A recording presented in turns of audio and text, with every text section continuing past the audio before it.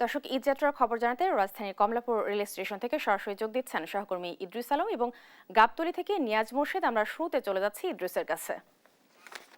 ইদ্রিস, আপনি জানেন যে আজ থেকে কিন্তু সরকারি ছুটি শুরু হয়েছে। আপনি জানাবেন কমলাপুর রেল স্টেশনে যাত্রীদের চাপ কেমন দেখছেন আর কোনো অভিযোগ রয়েছে কিনা?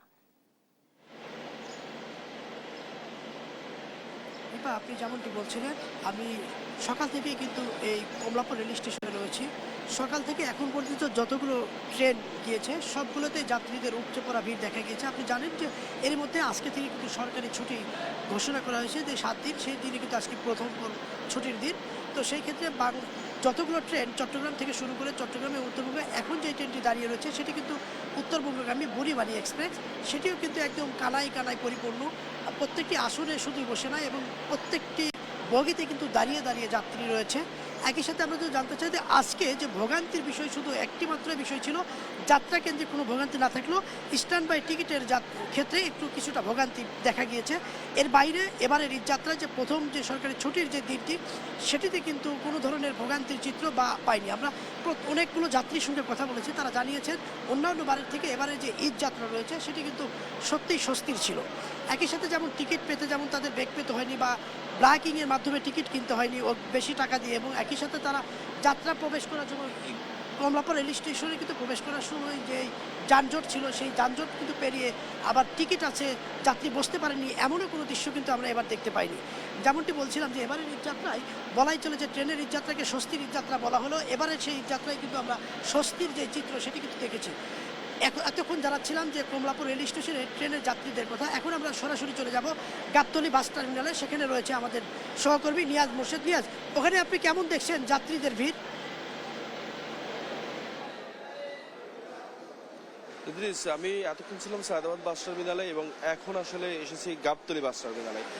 যদিও গাবতলী বাস টার্মিনালে এসে দেখি আসলে টার্মিনালটা বেশ ফাঁকাই দেখাচ্ছে, কারণ যে যাত্রীদের একটা চাপ ছিল সেটি আসলে সকালবেলা ছিল এবং সকাল ঠিক বেলা বাড়ার সাথে সাথে কিন্তু আসলে কিছুটা যাত্রীদের চাপ কমে আসছে। এখানকার যারা কাউন্টার ম্যানেজার তারা আমাদেরকে বলছেন যে অগ্রিম টিকিটের যারা আসলে কেনা ছিল তারাই আসলে আপনার ঠিক সকালে এসে তারা সে যেসব গাড়ি ছিল সব গাড়িতে তারা চলে গিয়েছেন। তবে এখন আসলে যাত্রীদের চাপ কিছুটা কম। তবে দুপুরের পরে হয়তো যাদের আসলে অফিস আজকেও করে তারপর ছুটি দিতে হবে তারা দুপুরের পরে আবার একটা বেশ চাপ বাড়বে, এবং যেহেতু আসলে পরিবার পরিজন নিয়ে অনেকে গুছিয়ে দুপুর বেলা রওনা দেবেন এমনটাও আসলে চিন্তা করে অনেকে দুপুরবেলা আসবেন।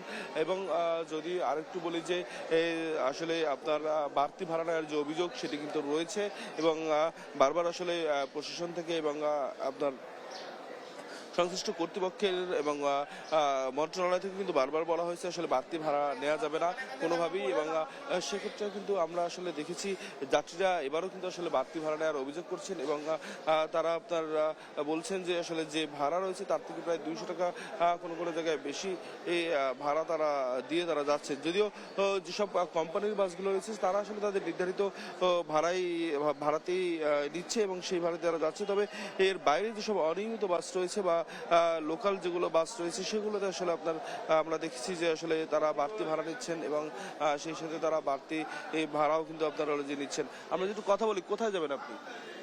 আমি যাব মাগুরা। টিকিট কি পেয়েছেন? টিকিট পাইনি, আমি এখন বলছি আর কি একটু পাবো বলে আশা রাখি আর কি।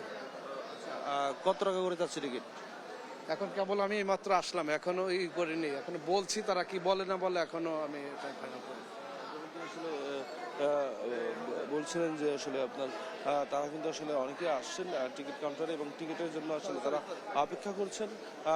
এই ছিল আমার কাছে আপাতত গাবতলী বাস টার্মিনাল থেকে সর্বশেষ তথ্য। এরপরে আপনার আইজিপি তিনি আসবেন এখানে পরিদর্শন করতে, আমার সে তথ্য রয়েছে এবং তখনকার আসলে আইজিপি পরিদর্শন করে আসলে কি দেখেন সেটি আমরা পরবর্তী সংবাদে জানাতে পারবো।